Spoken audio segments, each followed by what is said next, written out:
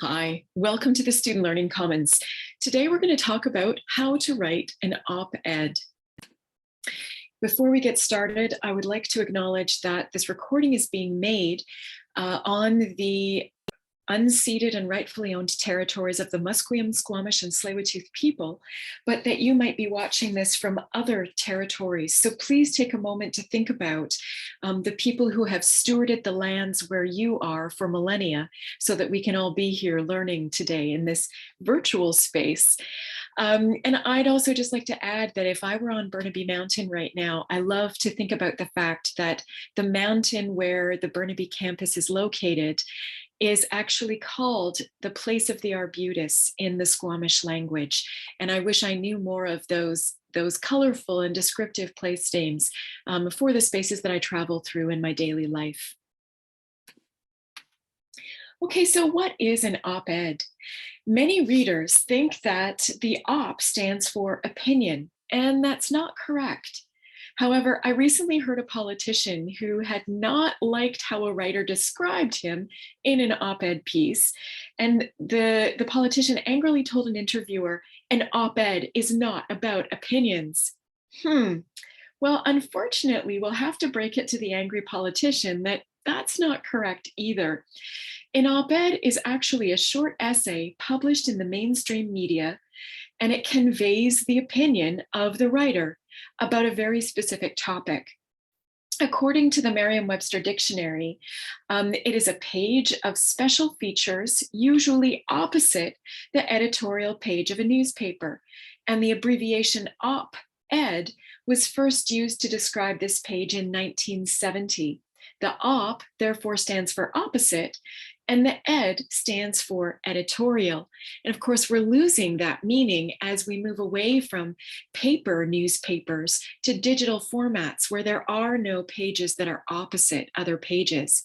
So have a look. This would be the editorial page if we opened up our newspaper, where the editorial team would have published their writing and their opinions. And the editorial team of a newspaper is the senior staff of the newspaper that includes journalists and editors.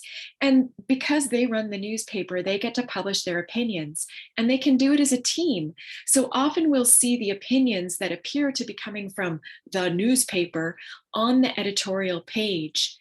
And on the op-ed page, we will actually see the opinion pieces of writers with their actual names. And these are ordinary citizens who have decided to send a piece of their writing into the newspaper to see if the editorial team will actually publish it in the paper opposite the editorial page. So this is an example of an editorial, and to give you an idea about how confused people can get about the difference between an editorial and an op-ed, some newspapers like the Vancouver Sun will even put the name editorial in front of the title. But we notice that these topics that are written about by both the newspaper editorial team and op-ed writers who are ordinary citizens writing into the newspaper, they can be on very similar topics, sometimes the same topics. So here we have the editorial team writing about the fact that fining homeless people just isn't the answer. And here's an opinion piece, and the Vancouver Sun again has labeled it as opinion so that we know that it's not an editorial, that it comes not from a newspaper staff writer, but actually from a member of the public. And this is, I should be allowed to live in a tiny home if I want to. So both of these are opinions. They're just written by different people. And I would say that the op-ed that you're going to write, you're going to put your full name on it, and be aware of that there's some accountability there. Unlike the editorial team of the newspaper, you can't put an opinion out there and then sort of hide behind this wall of people called the newspaper. Instead, you're actually a private citizen whose opinion piece has been chosen by the editorial team, and it's published with your name. So be aware of that as you're writing. And I don't mean that to paralyze you, just that your name will be out there. And that's both a good thing and possibly a little bit of a scary thing or exciting. So when we when we ask students what what op-eds are, and we give them a selection of op-eds to look through, they usually come up with a variety of notes, things that they find that these op-eds all have in common. And they'll say things like, well, in these op-eds, all of them gave me some necessary background information so that I understood the context of the issue that the writer was telling me about. Some of them found different kinds of evidence that might include statistics or testimonials or quotes, maybe even quotes from famous people. And that some of the really compelling op-eds were framed around a story, maybe around one human. So they humanized this issue and illustrated it. And that a lot of them were able to prove why the reader should be reading it. They answered the so what, why the readers should care. All of them seemed to have creative titles. They weren't just titled op-ed. And that title can be a really useful way to draw your reader in, because often op-eds are really short. Sometimes newspapers will give you only 200 words. That is really short.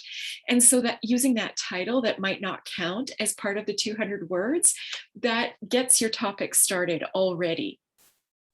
And that they were all organized in a way that flowed logically, that there were shorter paragraphs than in academic writing, and that everything flowed in a logical order, so they were easy to read. And then, as I said before, they have your full name, the full name of the writer. So it's not an anonymous piece of writing usually. And many newspapers will not publish letters or opinion pieces by anonymous writers. So that's perhaps one of the key issues you want to look for when you're looking for submission guidelines. What do they require? So we want you to consider your reader. What do you already know about your reader, okay? And what else can you infer about your reader and how they might be reading? One of the very first things to realize is that this is not your professor or your TA. When you write an op-ed that's going to be published in a public forum, it's for the general reading public. And you know, the general public will have some education, some background in current affairs, and they'll understand some basic concepts. But when you think about the general public as a whole group, there are a lot of people there. And so you really have to be writing to reach the whole group. They're not knowledgeable about specific theories or policies in an in-depth way.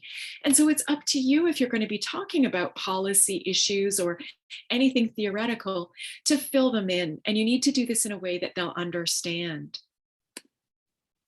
So you really have to consider the genre. This is, again, not an academic essay.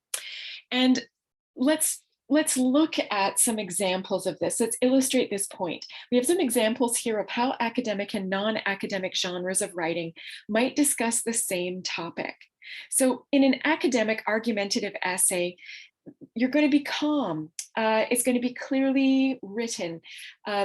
Emotion is going to be taken out of it. And it's going to be instructive. You're going to present what you want your readers to learn. And here's a statement that might exemplify some of those qualities. The university should ensure that its recruiting practices are in full compliance with NCAA regulations. There's an opinion in there, but it's not blatant, it's not forceful. And in an academic essay, your reader is going to assume that you are going to back this up with a lot of reasoned evidence and maybe even a counter argument. It's going to be a much longer piece than an op-ed. A slightly shorter piece than your argumentative academic essay might be an informative newspaper article. And this is going to present information in balanced and seemingly unbiased way, although we know that every kind of news media that we get is biased somehow, even if it's in the photographs that accompany the article. So let's have a look at the same topic, but presented from a newspaper article's point of view. The university is taking steps to bring its recruiting practices in line with NCAA regulations. Okay, so it's still kind of neutral-ish, but the op-ed is not. The op-ed is going to be more assertive. Your opinion is going to be out there. You're present in your piece. And it's perhaps more entertaining in its treatment of an issue. Let's have a look. The university's coaches need to get their act together before the NCAA slaps them with sanctions. You can see here that even the kind of language that's used is a little bit less formal. Um, uh, Getting your act together, slapping somebody with sanctions. And there's a definite blame here. So already in this first sentence, the reader gets an idea of what the problem is, but also who's to blame for that problem. So the writer's opinion is present. So when you start your own exploration of op-eds, you will notice that the paragraphs are often quite a bit shorter than the paragraphs in essays and papers that you write for your courses here at the university. It's important to think about how to invite your reader into your op-ed and to keep them there. And one of the ways to draw your reader in is simply by attending to the visual aspect. Like white space is relaxation space for some readers. And think about that for yourself. It's space where we don't have to focus on something else. So the more white space you have, the less stress you're placing on your reader. Take a look at this slide, for example. There's a strong, easy to read title and then 4 bullet points with a link to the sources that these bullet point pieces of information came from. There's lots of white space. Think about a slide in a presentation that you may have watched, but think about a slide not like this one, a slide that's covered from top to bottom in text, maybe even in different size fonts. Did that slide stress you out? So you may not want to be sweet in your paragraphs, as this title even puts the question mark in parentheses for you, that you should be short, but should you be sweet? But do create a short package of information that's easy to read. And that might mean that your readers don't skip your op-ed and turn to another page instead. So how can you be short? Use short sentences in your short paragraphs. Use punchy text. And if you think back to that example of the op-ed sentence about who's to blame, who's at fault, what's happening, it was punchy. And it was also provocative. There was a clear viewpoint there, and that would get attention. Remember that you're not out to please readers when you're writing an op-ed. So even the attention that you get that's kind of negative, where somebody disagrees with you, that is a kind of sticky attention. So your reader is likely to stay and read the rest of your op-ed if they disagree with you, surprisingly.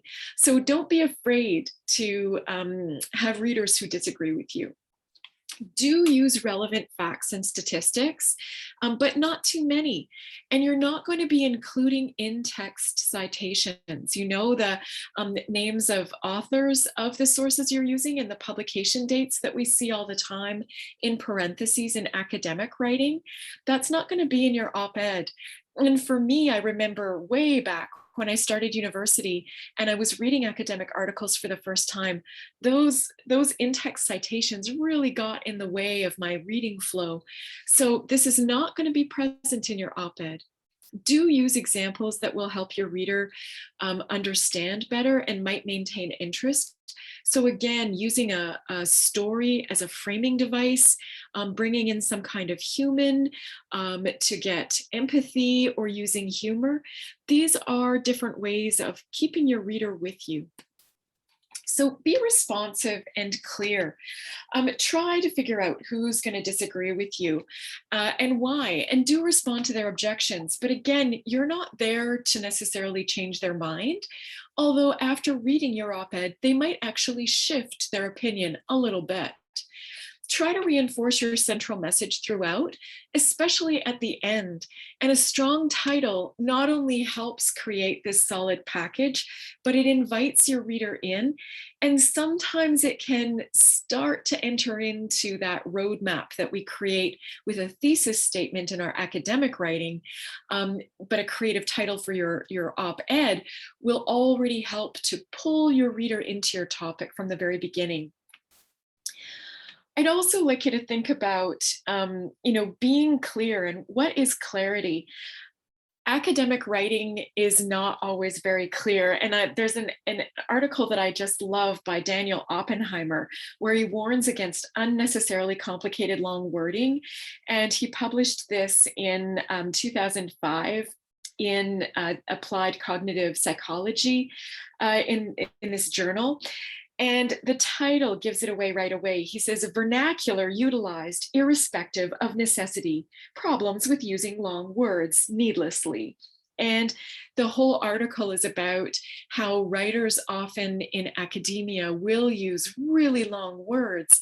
And the unfortunate effect is that it makes their readers feel less intelligent. And that's scary for us. And it's very ungenerous on the part of the writer. So do keep your reader, in mind. Michelle Reeve, in her essay that she published in May 2016 in the Times Higher Education publication, she says, I'd like to make a plea for future and current researchers to bear the non-specialists in mind when they write things up. We all like using big words when we know what they mean because it makes us feel smart. I definitely do this. She says, but surely it's preferable that more people understand what you've spent the time and effort writing. And I would say that this is especially important when you're writing an op-ed. Your general audience needs to not feel stupid. If you make them feel stupid, it's an insult, it's also scary, it's unpleasant, and they will likely stop reading your op-ed and move on to something else that doesn't make them feel that way. So be generous, do reach out to your audience. And simple language is not, it's not a flaw. Simple language is a gift. And I think that that's something we should be, we should have that in our mind as we're revising our final drafts before we submit them. Is my language simple? Is it clear? So concise writing is often that writing that is clear. And even though an op-ed is not a rant, like this paragraph here is a little bit of a rant, and it doesn't have any exclamation marks in it, but sometimes our op-eds begin as rants, and they're filled with exclamation marks because we feel very strongly about something. But as we revise our drafts, we're able to remove some of that rantiness and polish up our language a little bit so that our opinions are still there, but they don't sound unbalanced or irrational. Try not to include any irrelevant or unnecessary information, and try to replace vague words with strong, powerful words. So have a look. I'm going to read this out loud, and do try to think about how you might even improve this further by removing words or phrases that are unnecessary or streamlining some of these sentences. In my opinion, it is both unethical and impractical to limit population growth, and it is likely that the climate impacts that we are already seeing are coming to continue in the coming years. I will admit that it is definitely hard to predict these things, and we may find that people start to practice better manners, meaning that the Earth is better able to support our increasing population numbers. Now, as you feel free to pause at any time if you want to have another look at this, but as you listened to this or read it on your screen, if you can read it from your device, you might have thought right away, well, in an op-ed, you don't need to say that it's your opinion, right? Because an op-ed is automatically an opinion. I would say definitely. So you don't need to have, in my opinion. And I would even ask, like, do I need both unethical and impractical? Or can I pick whichever one of those is the most important to the arguments that I'm making? And there are lots of other elements that you might tidy up in here. The coming, continue, coming is kind of repetitive. This whole idea about better manners is not really clearly defined. That final sentence seems to be a little bit problematic. So these are all things that we would revise. This tiny section is fine in a first draft, and then it would be revised in drafts 2, 3, and 4 to make it even smoother and more palatable. And do keep in mind that An editorial team will often reserve the right to edit your op-ed even further before they publish it. And so if that's something that's a concern for you, if you want to make sure that they consult you on any editing that they'll do, then make sure that you reach out to them and ask if that's going to be the case. And sometimes it doesn't matter. I've had a piece of writing that was edited by editors who did a great job. And when I saw it published, it looked even better than my version. So I was very happy with it. But I do know folks who've not been very happy with the changes that have been made to their writing. So keep this in mind. So tips for concise writing. Revise your work. Again, revisions, revisions, revisions. There will be many drafts as you polish this wonderful tiny piece of writing. And here are just a few things to think about. Nominalizations are verbs or adjectives that are turned into noun phrases, and we need to turn them back into strong verbs. So the requirement of is one example. You could just say require. Others could be the expression of, and you could simply say express, or the imposition of, you could say impose, a loss of. Why not just say lose as your verb? So take a look for those. And I find these really useful because I use nominalizations all the time in my initial drafts, and I'm always over my word limit. And so for such a tiny piece of writing in an op-ed, it's really important for me to look for where are my nominalizations so that I can cut out 2 words here, 2 words there, 2 words over there, and get down to my word limit so that my piece of writing is accepted for publication. Try to avoid talky verbs. And by talky verbs, we mean verbs that are not specific or they're unclear. And they might be verbs that are used in a variety of places. So the examples that you see on your screen, if you can read this on your device, are drive, feel, make, place, see, show, take. But one example that I see used a lot is the verb to get. And I hear a lot of the time, one of my least favorite examples is, oh, yesterday I got $100. Well, what does that mean? Does that mean that you worked really hard and you earned $100? Or did you find $100 bill on the sidewalk? Or did you actually, are you an artist and you were amazingly were able to craft your own $100 bill, and now you've become a counterfeiter and done something illegal, and you got $100 bill out of your printer at home. So think about the different ways that our verbs can be used, and try to select verbs that are accurate, precise, and specific within that tiny piece of writing that you're going to do. Avoid wordy phrasing. And again, talky verbs contribute to that, so do nominalizations. But the reason why is that, for heaven's sake, just use the word because. In the event of, just say if. And notice in each of these cases, you've been able to remove 3 or more words. So this is really helpful, again, for getting to our word count. And try to avoid filler words like kind of, for all intents and purposes, or generally, specifically. These are not examples of concise writing. So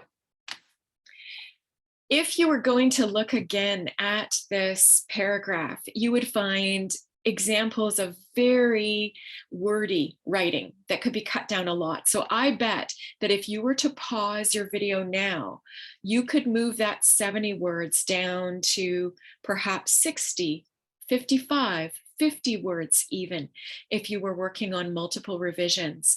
Feel free to pause the video now to do that. I really do encourage that, but I'm going to continue. So one of the things that can create more words, but also increase confusion in our writing, is using the passive voice. And some of you might be coming from the pure sciences and you're thinking, but the passive voice is something that we're told to use because it helps us retain some sense of authority, some sense that there's no bias, that this is a piece of writing that is truth. But unfortunately, the passive voice is just not a natural go-to for our brains to understand. So first of all, we understand things better in English when we have a subject, the thing controlling the verb, that is directly before the verb that comes right after it.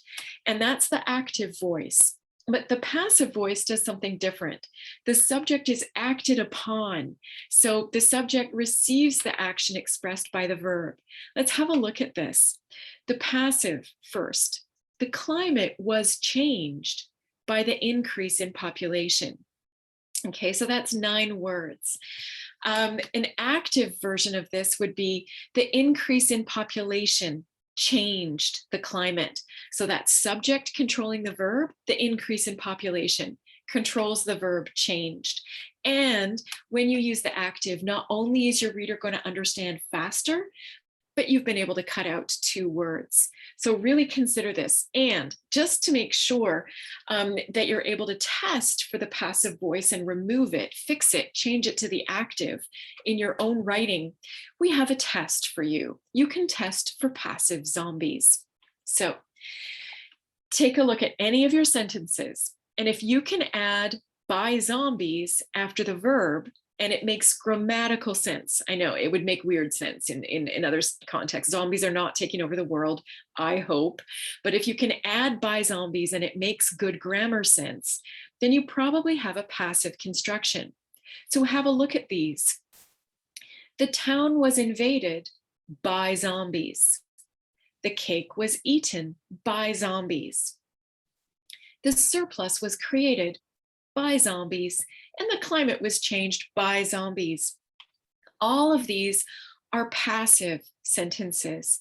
So to change them around, you would have to say, zombies invaded the town, or zombies ate the cake, or zombies created the surplus, or zombies changed the climate, or whatever it is that actually did invade the town or eat the cake. So use the zombie test. It is fun, it's amusing, and when you're stressed out about your writing, it might also make you laugh.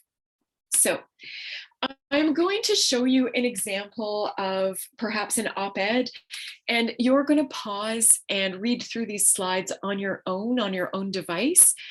And you're going to be looking for what is the main message, what's missing. Be thinking about your experience as a reader. What is not working for you? What is working for you? And so try to then think about 3 things that you could do to improve the op-ed. And the little icon here is by Gregor Cesnar from the Noun Project. And it is a car because we're going to be talking about ride sharing and Uber. So I'm going to show you the first paragraph, and you're going to pause your video now and look through and read this to see what strikes you as a reader. What do you like? What do you not like? Okay, pause your video and join me when you're done. Okay, so hopefully you had a chance to pause and read through, and now you're back. I'm going to show you paragraph number 2. What works for you here? What's missing? What might you change? Pause your video, take a look.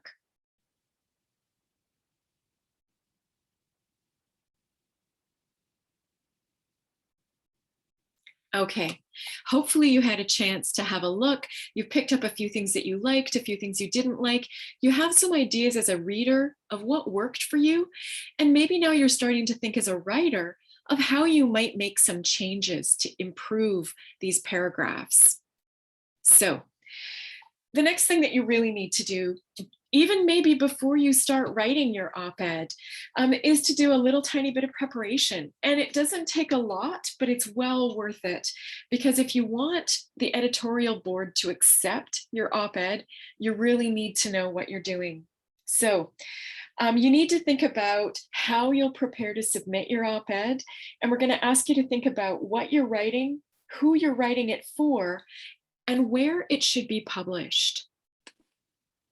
So who's already talking about this? Obviously you have a topic. Hopefully you feel passionate about it. You may have already written your first very rant-filled version of your op-ed that's too long and filled with exclamation marks. That's great. So you have some material to work on and revise. as you revise, be thinking about like who's already talking about this topic that you're writing about. And as you revise, how can you revise it so that you're talking about it slightly differently or you're addressing a gap? So take some time to read articles and op-eds about the topic that's in your own op-ed. What's already been said? And what's already been done? Have there been policy changes? Is there some activism happening? Is it working? Or why is it not working? Is that why you're upset? Are there well-known thinkers or activists or politicians, celebrities that you should acknowledge or bring into your op-ed? And if you did bring them in, would a general public pay greater attention? These are things you really want to start to think about. Will your op-ed grow legs? And by that, I mean, will it move through the general population so that it's not just read, but people are actually thinking and talking about it? So who should be reading your op-ed? How will you reach your target audience? And which publication is a good fit? Try to think about themes. If you write about nature or popular science themes or ecological themes, then you might be looking at those kinds of publications that are aimed not at an academic audience, but at the general public. And now this might be that you would send your piece on urban ecology, your op-ed, to the opinions page of the Guardian newspaper, and especially to their environmental editor. Or you could be looking at a publication like Nautilus or Emergence, places where you know there are writers who are already thinking about nature and ecology. So really look at what your general theme is and find the publications that are publishing this kind of material. And then what audiences are those publications attracting? Or think about your audience first. Who is your audience and what publications are they reading? And then maybe head to those publications. Once you've found some of those publications, consider their reach. And that's like how wide a reach do they have? How far do those publications travel around the world and within human populations? And I think if we think about academic writing, not op-eds, we can say, well, that's often academic articles are read by very few people, whereas you're writing an op-ed that you want to be read by many people because your opinion is important. So what is the readership of the different publications that you're sending this to? If you sent something to, for example, the New York Times and your op-ed got published there, it might have an extremely wide readership as opposed to if you published it in the North Shore News, which is a more local paper that caters to a local population here in one part of the Lower Mainland. And that's not to diss the North Shore News. Every publication has a specific readership that they intend to reach. So what is yours? And as you're thinking about your readership, think about this too. How do your readers access these publications? Is there a paywall? I've noticed with social media that I spend a lot of time on Twitter, and I love it when people post articles that I could read. But then when I click on the article, if there's a paywall and I have to have a subscription in order to read the article, that's not of use to me. I can't read the article if I'm not going to purchase a subscription. So think about that as well. Does the publication have a paywall, or is it a free publication? And what's the mode? Is the publication one that's easily read on a cell phone or a computer, or is it strictly a paper version still? So all of these things will limit or enhance the ability of your readers to actually access your op-ed. So who's going to publish your op-ed? And get to know the publications that you're looking at, that you're targeting. Read a couple of their full editions, not just their op-ed sections. Like one of my students once said to me, oh gosh, first I thought I wanted to be published in this publication because it has such a wide readership. But then when I started reading them, I thought, oh my gosh, a lot of the stuff they publish doesn't align with my beliefs and my values. So I don't think I want my op-ed published there. That's really important. So have a look at the whole publication to see what you think. and then narrow it down. Read several of their op-eds. And many of the editors will say in their submission guidelines, if you're not familiar with our format and with our op-eds, you're probably not going to get published because you're probably not going to be following the format that we prefer. So the first step is to become familiar with our publication and our op-ed section. So do that to test and see if your op-ed is a good fit in that publication. And then read the op-ed submission guidelines. They'll have advice on the length that you should have, whether it's 200 words or whether they're giving you 2,000 words. Do they accept or prefer if you also include hyperlinks to some other outside sources that your readers could access? Would they prefer that you include a photograph? And if you don't, are they going to include one? And is that going to be okay for you or not? What is their preferred submission mode?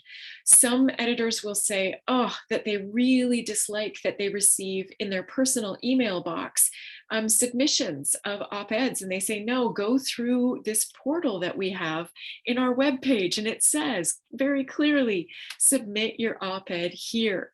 And if you don't follow those guidelines, they might actually never publish you. So really be careful about that. And then the last thing to look at is the submission and publication timelines. If say you're wanting to publish an op-ed for Remembrance Day because you want to make some kind of statement about peace or war or the military, and it's already October. Read and make sure that the publications that you're sending to will be able to handle a tight turnaround time. Because for many publications, they'll say, look, we need topical articles, but we need them 3 to 5 months in advance. And that's how far ahead they're planning.